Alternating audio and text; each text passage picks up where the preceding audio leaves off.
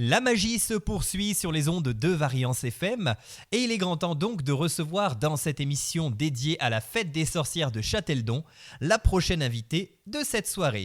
Elle s'appelle Sandra et elle va nous parler de Dra Cadabra. Bonsoir Sandra. Bonsoir. On est ravis de vous avoir avec nous sur Variance FM, c'est un plaisir. Oui, un plaisir partagé aussi. Merci de me recevoir. Eh bien écoutez, j'ai plein de questions à vous poser sur votre activité. Vous proposez donc des bijoux en micro macramé. Alors évidemment, ça ne parle pas à tout le monde. Du coup, la première question que j'ai envie de vous poser, c'est qu'est-ce que le micro macramé ? Alors, le micro macramé, en fait, c'est une technique de nœud qui est réalisée avec des fils. Un fil bien spécial en coton ciré, donc un petit peu gras au toucher. Et voilà, donc je réalise en fait des nœuds avec mes doigts, sans matériel spécifique, pas de crochet, pas d'aiguille, seulement mes mains qui sont en action et une petite planche qui me sert de support pour tenir les fils. D'accord. Et alors donc c'est du micro macramé, ça signifie que les créations sont vraiment toutes petites pour le coup. Voilà, tout à fait. On dit que le macramé, donc c'est un nœud qui est réalisé avec une corde assez épaisse, généralement 8-9 mm, et le micro macramé, donc avec un fil qui est beaucoup plus petit, puisqu'il fait 1 mm, voire un petit peu moins parfois. Ah oui, donc il faut avoir des doigts très très fins, et puis il faut être armé de patience également, j'imagine. Tout à fait, voilà, et puis avoir une très bonne vue également, ça aide bien aussi. Ah bah oui, ça c'est sûr que c'est pas donné à tout le monde, le micro macramé. Alors quel type de motif peut-on faire avec du micro macramé et quels sont ceux que vous réalisez sur vos bijoux ? Différentes techniques de nœuds existent pour justement aboutir à des formes assez différentes. On peut faire des feuilles, on peut réaliser des fleurs, on peut réaliser des animaux, on peut réaliser... du moment que l'imaginaire est là, la créativité est là aussi, et bien du coup on peut vraiment s'éclater dans cette technique qui est le micro macramé. Ouais. Et alors quelle est votre spécialité de votre côté ? Alors c'est vrai que j'aime bien tisser tout ce qui est feuilles, fleurs, pour vraiment apporter un côté très nature à mes créations. J'aime beaucoup aussi la finesse et la délicatesse de certains nœuds et qui vont donner du coup un côté très très elfique, très féerique. Et ça c'est ce qui me plaît beaucoup. Oui, effectivement, il y a un petit peu de magie et de nature dans vos bijoux en fait. Oui. Alors, quelles sont les difficultés de cette technique de micro macramé ? J'imagine que c'est pas facile tous les jours. Non, c'est vrai, c'est pas évident, mais moi je me suis vraiment découverte une passion pour le micro macramé, donc c'est vraiment un plaisir quand je tisse et quand je réalise ces nœuds. La difficulté qu'il peut y avoir, c'est il est vraiment important en fait de bien serrer ses nœuds pour que le bijou soit très régulier et surtout très rigide, qu'il se tienne très bien en fait dans le temps. Et donc voilà, j'ai de la corne au niveau des doigts qui s'est formée et donc ça c'est vrai que c'est très important de bien serrer ses nœuds. D'accord, effectivement, oui, pour éviter que le bijou ne se détache. Alors justement, est-ce que les bijoux en micro macramé sont assez solides par rapport aux autres ? Alors oui, c'est vraiment très solide. Pourquoi ? Parce que déjà le fil que j'utilise est vraiment de très bonne qualité. En fait, c'est un fil polyester ciré de la marque Linacita. Donc il est fabriqué au Brésil. Il est vraiment d'une qualité incroyable. Il est également utilisé en fait pour la couture sellerie, pour les selles de chevaux, tout ça. Donc il est vraiment de très bonne qualité et d'autant plus si les nœuds sont très serrés et donc ce qui va apporter la rigidité au bijou. Le bijou du coup va vraiment résister à l'eau et au temps, on peut vraiment le garder très longtemps. D'accord. Alors maintenant, on va rentrer dans le vif du sujet et on va parler vraiment de vos créations. Quelles sont donc les différentes catégories de bijoux que vous proposez en micro macramé ? Alors je propose différents bijoux. On va retrouver des pendentifs, des colliers, des bracelets, des boucles d'oreilles, des diadèmes, des bijoux de main également, des serre-têtes, des bagues, des broches, des bracelets de cheville aussi. Voilà, j'essaye de proposer une multitude de bijoux pour que chacun y trouve eh bien, son bonheur. Et oui, effectivement, il y en a un petit peu pour tous les goûts. Et alors, avec quoi le micro-macramé est-il associé dans vos bijoux? Car il me semble que ce n'est pas la seule chose que vous mettez à l'intérieur. Oui, effectivement. Donc, je tisse autour de pierres naturelles et puis différents symboles également, voilà, vraiment pour apporter une touche de magie et de féerie. D'accord. Et alors, d'où viennent les pierres que vous utilisez? Les pierres que j'utilise viennent d'un petit peu partout. Alors on a la chance en Auvergne d'avoir de la métisse, c'est une très belle pierre que j'aime beaucoup, violette, vraiment une couleur très particulière avec des vertus que j'aime tout particulièrement. Donc j'en trouve en Auvergne et du coup je les utilise pour mes créations. Et puis ensuite, je vais avoir du coup des fournisseurs de qualité avec une éthique, puisque c'est vraiment important pour moi au sein de mon entreprise que ce soit de belles pierres du coup. Dont vous connaissez l'origine. Tout à fait, donc je connais l'origine, oui. D'accord. Et alors du coup, comment choisissez-vous les pierres et les symboles que vous allez mettre dans vos bijoux? Est-ce qu'il y a peut-être une certaine logique ou pas du tout? Alors oui, je les associe pas par hasard. C'est vraiment, j'aime beaucoup raconter une histoire quand je crée un bijou. Donc c'est vrai que je vais associer la pierre en fonction de ses vertus qu'elle a, avec une symbolique pour vraiment faire un bijou porteur de sens. Ça va vraiment devenir un talisman en fait pour les gens qui vont l'adopter. Voilà, un bijou porteur de douceur, de sérénité et qui soit une source d'inspiration pour celui ou celle qui la porte. D'accord. Et alors, si vous deviez décrire votre univers, quels sont finalement les mots que vous choisiriez? Eh bien, je dirais la magie, la nature et la féerie. Ah oui, ce sont 3 mots qui nous font voyager et qui nous donnent envie tout simplement d'en découvrir un petit peu plus sur vos créations. Ça tombe bien, j'ai encore d'autres questions à vous poser. Du coup, quelles sont les créations les plus originales que vous ayez pu faire? Alors, vous faites de la personnalisation et j'imagine que vous avez peut-être eu des demandes qui vous ont marqué plus que d'autres. Oui, c'est vrai. Alors, la personnalisation est tout à fait possible.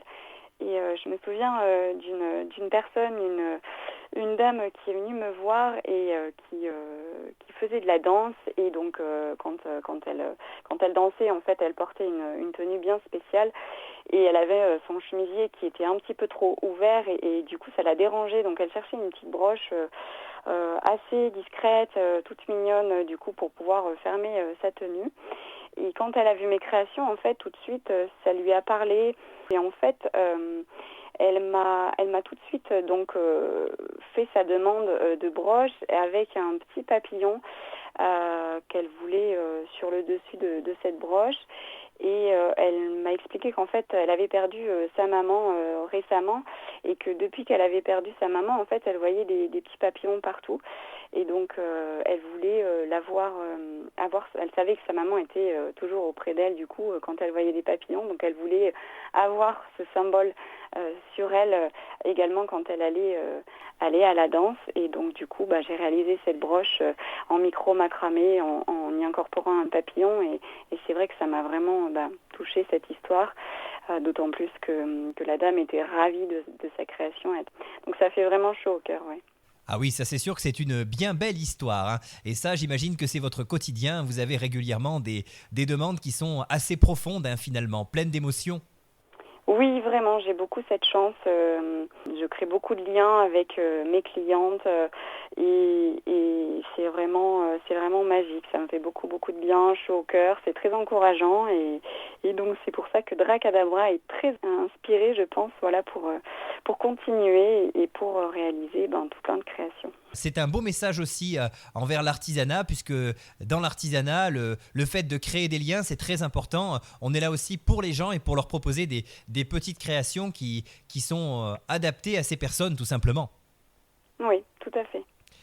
Et alors, quelles sont vos sources d'inspiration? Où est-ce que vous trouvez finalement toutes vos idées? J'en ai plein. Alors, je dirais la beauté et l'énergie de la nature sont mes plus grandes inspirations, mais aussi mes lectures, mes promenades en forêt, mes voyages. J'adore le monde enchanté aussi du petit peuple, les fées, les elfes. Et voilà, je pense que vraiment chaque bijou que je crée est imprégné de cette magie et de cette connexion profonde avec la nature. D'accord. Alors, on a parlé de vos bijoux, mais ça n'est pas la seule chose qu'on retrouve chez vous. Il y a également des petits objets qui sont assez magiques, des petites fioles notamment. Est-ce que vous pouvez nous en dire plus ? Oui, c'est vrai, donc je ne crée pas que des bijoux, je réalise aussi des petits accessoires magiques. On va retrouver des fioles avec des plantes séchées, des pics à cheveux, des barrets, des porte-clés, des miroirs magiques. Et un des accessoires que j'aime tout particulièrement et qui plaît énormément, ce sont les petites poussières de fées. D'accord, les petites poussières de fées. Alors, qu'est-ce que c'est que ça ? Alors les petites poussières de fées, en fait, c'est un petit kit que j'ai réalisé où on va retrouver un petit sachet de poussière de fées, bien sûr que j'ai trouvé dans la forêt enchantée d'Auvergne, et un petit entonnoir et une petite fiole du coup où en fait on va venir soi-même verser la petite poussière de fée à l'intérieur de la fiole. Tout en versant la poussière de fée, on va venir y déposer en fait tous les rêves qu'on a envie de réaliser. On va refermer la petite fiole et en fait une petite fée va venir protéger vos rêves et surtout y déposer toute sa magie pour qu'ils se réalisent. Ah bah écoutez, ça c'est plutôt chouette, hein. Vous nous faites rêver avec cette petite poussière de fées. Alors tiens, puisqu'on parle de fées, on va aussi parler un petit peu de sorcières avec cette fête qui a lieu donc ce vendredi à Châteldon. Qu'est-ce qu'on va pouvoir retrouver sur votre stand et j'ai envie de dire, qu'est-ce qu'il va y avoir de particulier peut-être en lien plus particulièrement avec cette fête ? Oui, alors pour cette occasion, pour la fête des sorcières, j'ai réalisé tout plein de bijoux vraiment très sympas, des pendentifs, des bracelets, des boucles d'oreilles avec des symboles autour de la thématique des sorcières. On va retrouver également des lunes, des balais, des potions magiques, donc plein de nouveautés et il y aura sur mon stand avec des couleurs vraiment très belles. Ça va être vraiment très chouette. Alors justement, est-ce qu'il y a un fil conducteur en termes de couleurs dans vos créations ou alors est-ce que c'est très varié finalement ? C'est assez varié puisque j'ai plus d'une 60aine de couleurs de fils. Donc c'est assez varié, mais c'est vrai qu'on retrouve quand même des couleurs que j'aime particulièrement, donc le violet, le rose, le fuchsia, le vert et dans les tons assez marrons, voilà, très très naturels, qui vont beaucoup ressortir, mais sinon il y a quand même des couleurs assez diversifiées, oui. Effectivement, il y aurait presque de quoi perdre le fil, hein. C'est le cas de le dire. C'est le cas de le dire. Alors maintenant, on va parler un petit peu de vous, car c'est important de savoir quelques petites choses un petit peu sur cette créatrice, évidemment, qui se cache derrière ces jolis petits objets magiques. Du coup, quel est votre parcours ? Comment en êtes-vous venu finalement à l'artisanat et à créer Dracadabra ? Alors oui, Dracadabra en fait c'est né il y a 4 ans maintenant, mais c'est qu'en janvier 2024, donc voilà, il y a presque 1 an maintenant que je me suis lancée vraiment à 100% dans la création de bijoux et d'accessoires magiques. Et donc depuis je sillonne les marchés, voilà, pour faire découvrir mon métier qui est avant tout ma passion.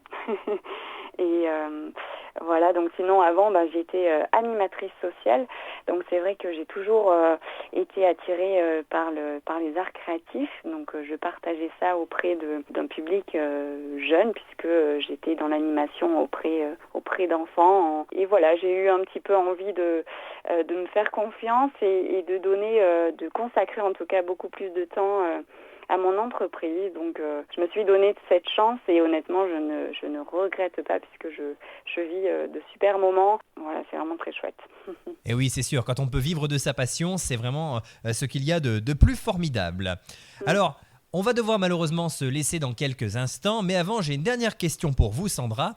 Où est-ce qu'on va pouvoir vous retrouver. Alors ça, c'est important, puisque du coup, les auditeurs ont peut-être envie de voir vos créations. Alors évidemment, vous êtes sur la fête des sorcières, on le disait, mais j'imagine que vous avez peut-être des lieux autres dans lesquels on pourra découvrir vos créations, et également des réseaux, notamment une page Facebook, un site internet, une page Instagram, etc. Oui, tout à fait. Donc voilà, on va pouvoir me retrouver donc vendredi à la fête des sorcières. Également au salon Origine qui va avoir lieu au Zénith d'Auvergne. C'est un salon qui est dédié à l'artisanat, au Made in Auvergne. Donc ça va être vraiment très très chouette. Et puis il va y avoir beaucoup de monde avec 5 pôles, artisanat, gastronomie, tourisme, etc. Donc ça va être vraiment très chouette. Donc ça c'est le 22, le 23 et le 24 novembre, donc à la Grande Halle de Cournon. Et puis ensuite, tout le mois de décembre, du coup, va être consacré au marché de Noël. Donc on pourra retrouver tout mon agenda sur mon site internet, donc qui est www.dracadabra.com. Et je vous invite vraiment à venir me rejoindre sur les réseaux sociaux pour découvrir tout mon univers où j'aime beaucoup partager ma passion, ce que je fais, toutes mes créations, principalement sur mon Instagram, donc dra.k.dabra, mais aussi sur ma page Facebook, Dracadabra. Voilà. Eh ben merci beaucoup en tout cas Sandra d'avoir pris un petit peu de temps pour nous. En tout cas, on vous retrouve vendredi avec grand plaisir sur ce bel événement. Je rappelle que la fête des sorcières à Châteldon, c'est ce vendredi de 10h à 21h dans le bourg de Châteldon. Allez y faire un tour, croyez-moi, ça vaut le coup. Et en plus, il va faire super beau. Donc c'est l'occasion de profiter d'un agréable moment et de divertir votre journée du 1er novembre. Voilà. En tout cas, on vous souhaite plein de belles choses pour la suite, bonne continuation et puis n'hésitez pas à revenir une prochaine fois sur l'antenne pour parler de vos créations, on sera ravis de développer encore une fois tout ce que vous faites. Eh bien avec grand plaisir, merci beaucoup de m'avoir invité et on se retrouve du coup vendredi avec votre plus beau costume, j'espère.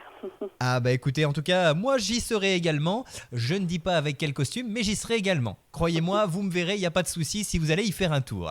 Allez, en tout cas, très belle soirée à vous Sandra. Et nous sur Variance FM, on continue avec un petit peu de musique et on se retrouve dans quelques instants avec le prochain intervenant de cette soirée.